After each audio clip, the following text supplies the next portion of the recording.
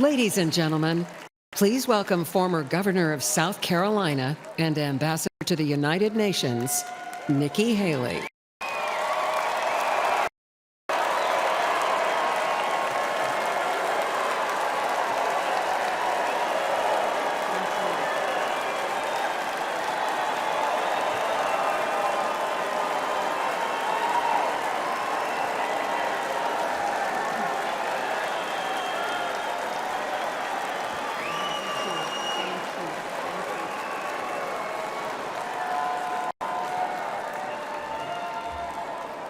My fellow Republicans,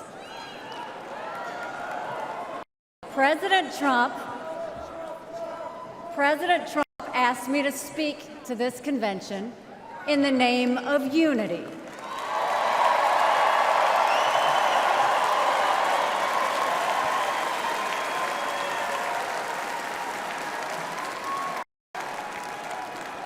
It was a gracious invitation, and I was happy to accept.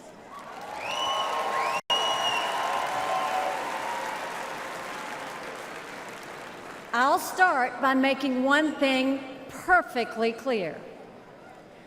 Donald Trump has my strong endorsement, period.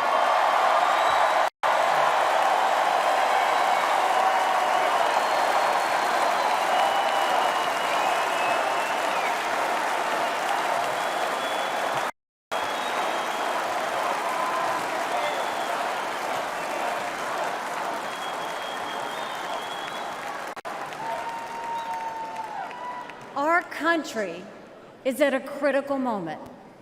We have a choice to make. For more than a year, I said a vote for Joe Biden is a vote for President Kamala Harris. After seeing the debate, everyone knows it's true. If we have 4 more years of Biden or a single day of Harris, our country will be badly worse off. For the sake of our nation, we have to go with Donald Trump.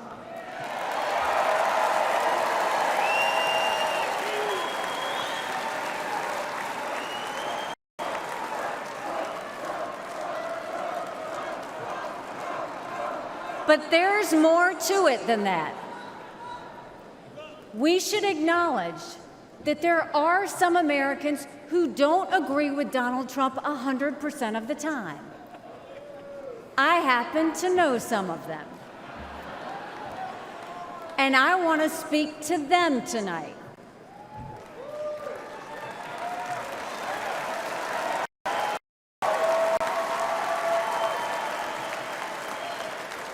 My message to them is simple. You don't have to agree with Trump 100% of the time to vote for him.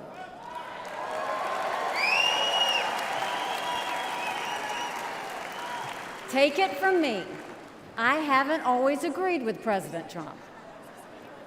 But we agree more often than we disagree.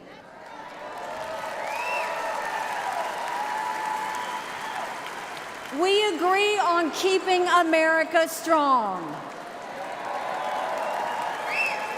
We agree on keeping America safe. And we agree that Democrats have moved so far to the left that they're putting our freedoms in danger. I'm here tonight because we have a country to save. And a unified Republican Party is essential for saving her.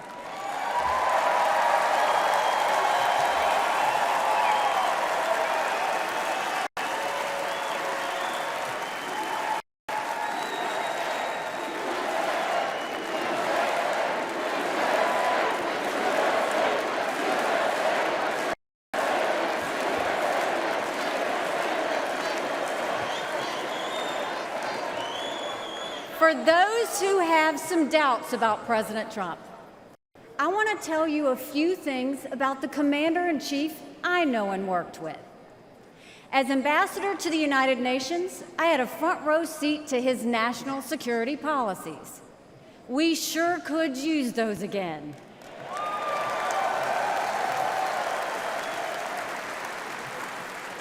Think about it. When Barack Obama was president, Vladimir Putin invaded Crimea. With Joe Biden as president, Putin invaded all of Ukraine. But when Donald Trump was president, Putin did nothing. No invasions.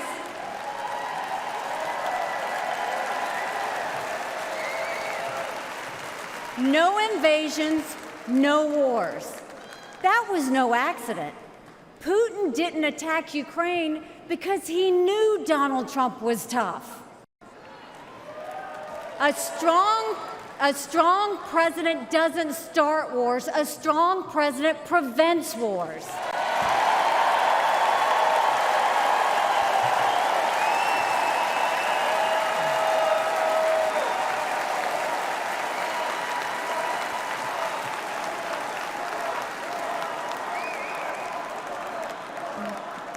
Then look at the Middle East.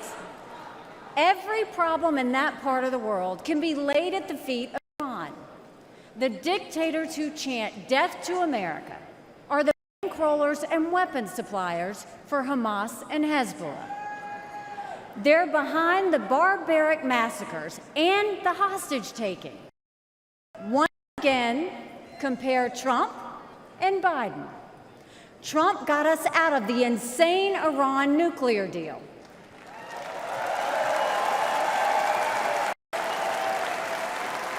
He imposed the toughest sanctions ever on Iran. He eliminated the arch-terrorist Qasem Soleimani.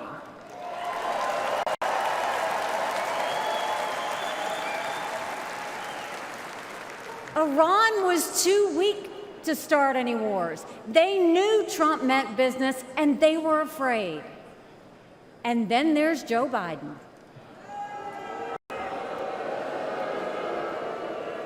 He lifted the sanctions. He begged them to get back into the nuclear deal. He surrendered in Afghanistan. He sent every possible sign of weakness. Even now, Hamas is still holding Americans hostage. Biden is pressuring Israel instead of the terrorists.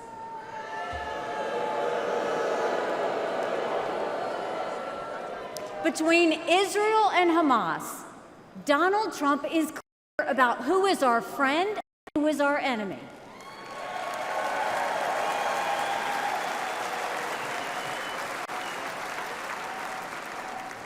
Then look at the border. It's the single biggest threat Americans face. Under Joe Biden, migrants are coming into our country by the thousands every day. We have no idea who they are, where they end up, or what they plan to do. And let me remind you, Kamala had one job, and that was to fix the border. Now imagine her in charge of the entire country.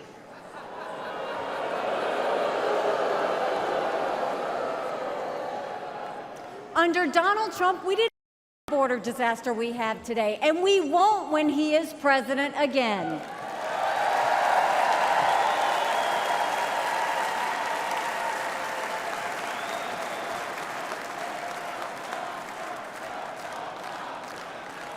I was proud to serve America in President Trump's cabinet, and I'll tell you something you won't hear from the critics. He appreciated advice and input. Americans were well served by his presidency, even if they didn't agree with him on all things. Now, to my fellow Republicans, we must not only be a unified party, we must also expand our party.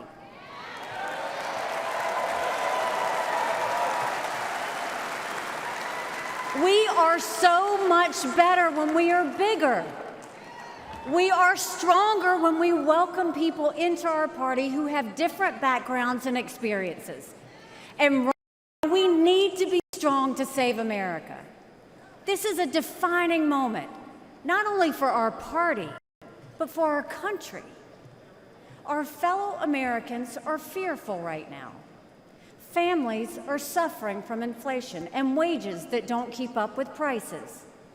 Young people are being indoctrinated to think our country is racist and evil. The Jewish community is facing an obscene rise in anti-Semitism. Too many minorities are trapped in communities devastated by crime.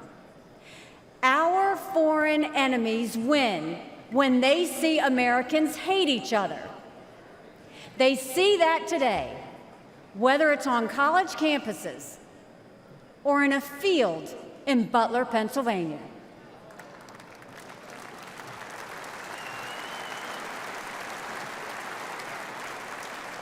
But we can conquer those fears with strength and unity. No president can fix all of our problems alone. We have to do this together. America has an amazing ability to self-correct. In this moment, we have a chance to put aside our differences and focus on what unites us and strengthens our country.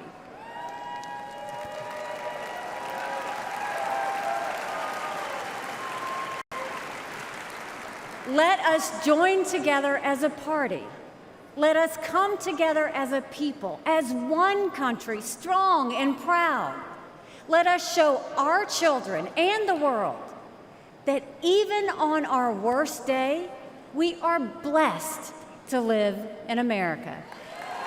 God bless you. Thank you. God bless the United States of America.